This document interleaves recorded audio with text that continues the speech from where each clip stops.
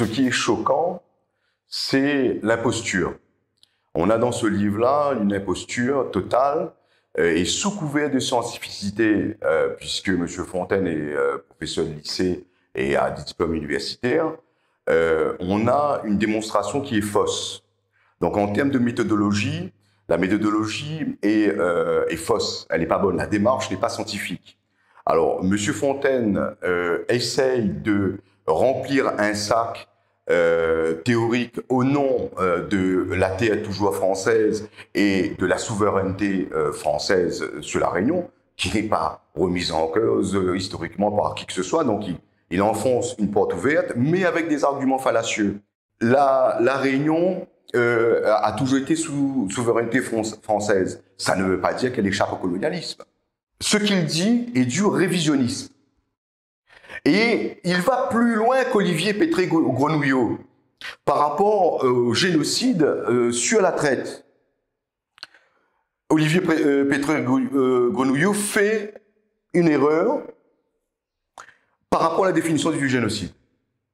Et il y a une définition du génocide en droit international, d'ailleurs elle date de Nuremberg, du procès de Nuremberg, et ensuite je dirais qu'elle est renouvelée par la jurisprudence.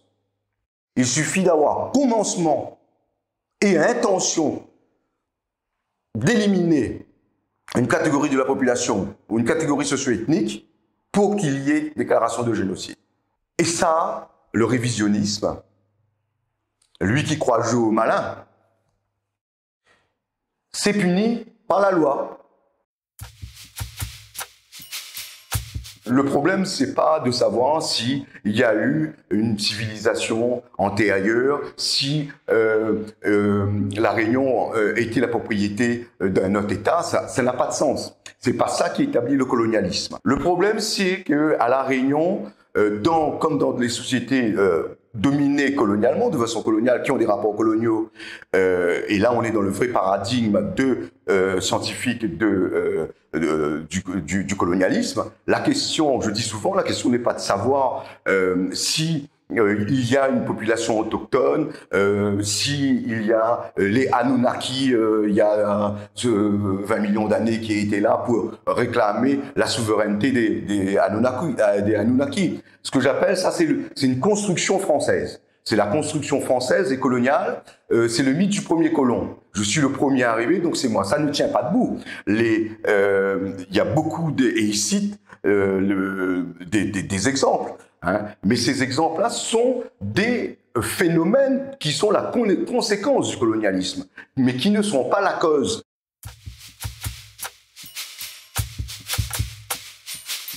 Un espace singulier dans le colonialisme français a différencié des Antilles. Heureusement, comparaison n'est pas raison.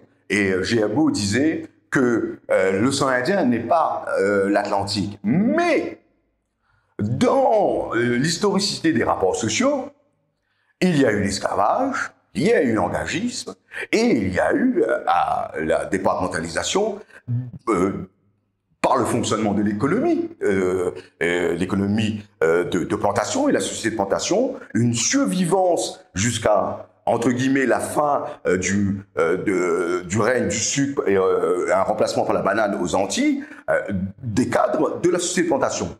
La Réunion, l'océan Indien n'est pas l'Atlantique, mais ce que nous avons de commun avec les Antilles, c'est justement ces rapports sociaux qui sont concomitants à l'installation française.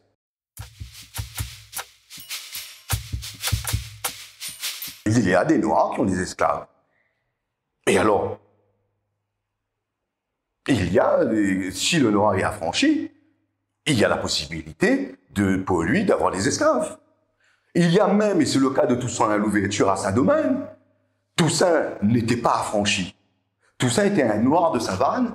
Il n'avait pas, je dirais, l'affranchissement sur le papier. Et c'était un Noir de savane. Pourquoi de savane? Parce que les savanes étant moins irriguées que les zones de culture, c'est pour ça qu'elles sont laissées en savane pour le package des animaux. Il a des esclaves, Toussaint. Toussaint Louverture, il s'appelle pas Toussaint Louverture, il s'appelle Toussaint Bréda. Il a des esclaves. Bien entendu que ces systèmes de domination sont complexes.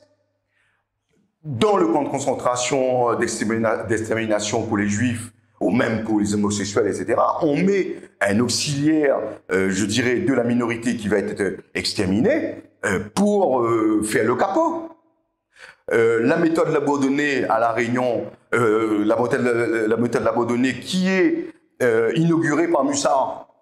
C'est-à-dire que Mussard, Labourdonnais fait appel à Mussard, on y voit les résultats de Mussard dans la montagne réunionnaise, et il va à Maurice.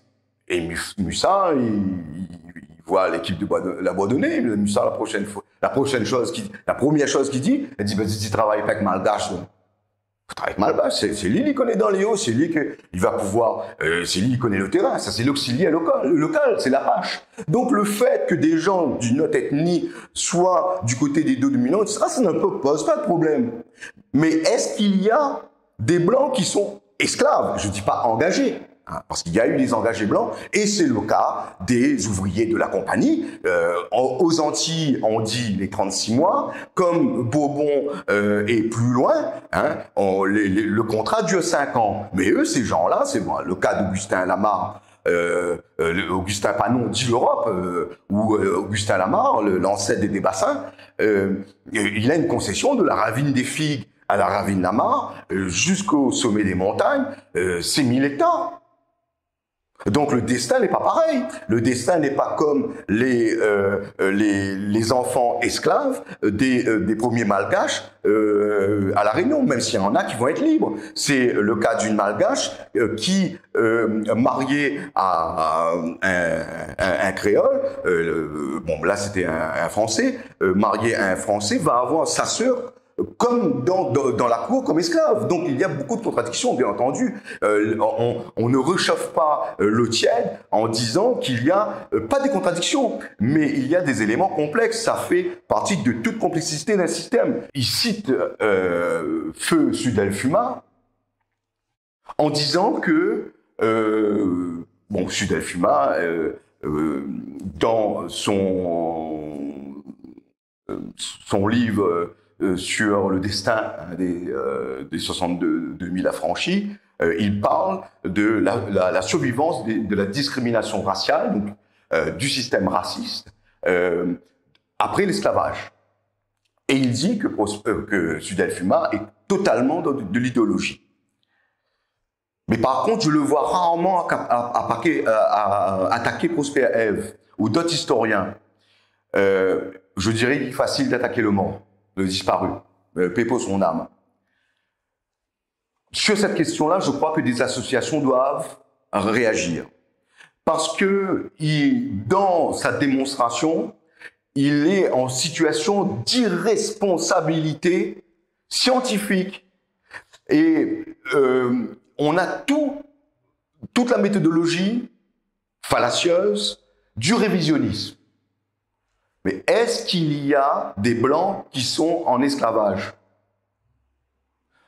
Alors, il omet toute la problématique de l'esclavage du Nouveau Monde, hein, l'esclavage colonial occidental, qui est la création pure et simple de la race, en enfermant des individus. La couleur est une prison. C'est-à-dire que même si lorsqu'on échappe à l'univers concentrationnaire, c'est-à-dire même après l'abolition de l'esclavage, on est toujours en prison puisqu'on va être victime de discrimination jusqu'à aujourd'hui. C'est pas seulement pour Sudelfuma. Mais lui, par contre, Sudelfuma, ce qu'il a dit, c'est scientifique. L'esclavage a des répercussions dans la période post-esclavagiste. Les répercussions ne sont pas les mêmes parce qu'on change de rapports sociaux de production, mais qui seront les dominés de la société de plantation, puisque la société de plantation, elle, ne part pas. Au contraire, 1848 accélère la concentration foncière, 1848 ruine des petits possédants. Pour la petite histoire, mes ancêtres, blancs, Étienne Denis Pont-Gérard a 8 esclaves qui louent à des planteurs sucriers, et en 1848, ils se retrouvent sur la paille. Et donc, il y a une concentration foncière. la Banque de la Réunion va être créée sur les capitaux, ses fonds propres. Ce sont les fonds propres de l'indemnité, parce qu'on indemnise les maîtres et pas les esclaves. Les esclaves, là on n'a pas le temps, mais le devenir est triste. Et la discrimination, toujours vivante et encore plus forte, puisqu'il y a une illusion de la liberté, il n'y a pas une liberté, et il se pose la question de la citoyenneté des descendants des affranchis et de leurs descendants, des engagés et leurs descendants.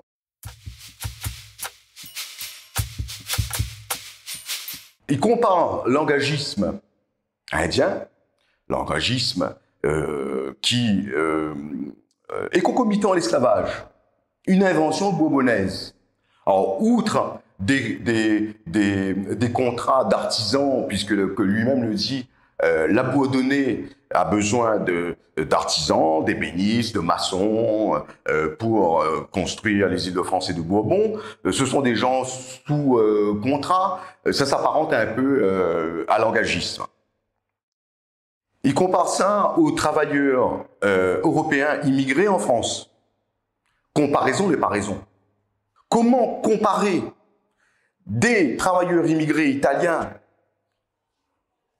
ou belges qui sont dans un plateau européen près de la France, je dirais à la limite frontalier, même si des Piémontais ou des Calabrais montent pieds nus, par exemple dans le sud de la France, s'il y a l'état de misère, ils ne connaissent pas la situation que les engagés indiens, africains et autres connaissent à La Réunion. À La Réunion, l'engagisme est un crime contre l'humanité. Il y a tous les critères pour qualifier l'engagisme colonial comme crime contre l'humanité. Le travail forcé est un crime contre l'humanité.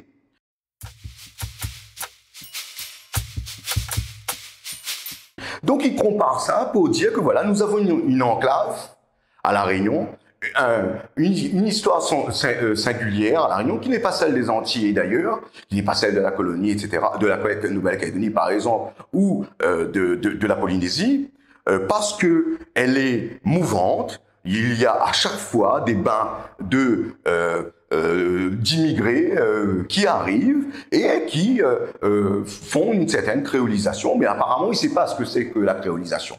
Hein, il devrait prendre des cours d'anthropologie, je suis à sa disposition. Et à chaque fois, tout le monde est là et on a des petits arguments pervers. Pour ne pas porter jugement de valeur, je dis quand même des petits poisons qu'on met là, qu'on glisse. À chaque renouvellement de population, et vous allez comprendre pourquoi je dis renouvellement, à chaque vague successive, il dit que les précédents, ceux qui précèdent, sont jaloux de leurs prérogatives et ça dépasse les clivages ethniques. C'est-à-dire des blancs entre eux n'aiment pas des nouveaux métropolitains. Donc là, il dit que voilà, c'est une spécificité qui est réunionnaise.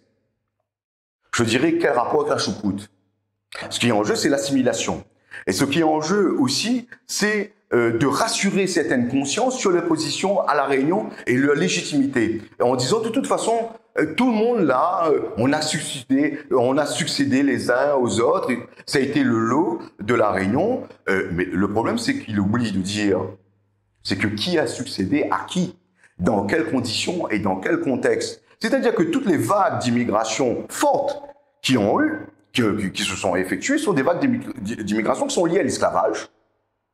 D'accord? Donc, lorsqu'il dit que le colonialisme, il ne dit pas le colonialisme, mais que cette société harmonieuse française, franco-française qui est là, qui est une création de la France, pourquoi pas, hein, dans ce cadre-là, elle n'a pillé personne, elle a spolié personne, et elle a fait aucun génocide et massacré aucune population. Les chiffres sur l'océan Indien au niveau de la traite dans la zone sud-ouest de l'océan Indien ne sont pas arrêtés. Il y a un trafic entre Madagascar, l'Afrique de l'Est et les Comores, dans un océan Indien qui n'est pas l'Atlantique, c'est-à-dire que les esclaves peuvent arriver d'Asie, ils peuvent arriver des Indes, c'est le cas des Indo-portugaises et des Indo-portugais, ils peuvent arriver des Indes néerlandaises, l'Indonésie, et il y a même des esclaves chinois. Donc, ces gens qui arrivent, ils arrivent par force, ils arrivent par contrainte, ils arrivent par obligation.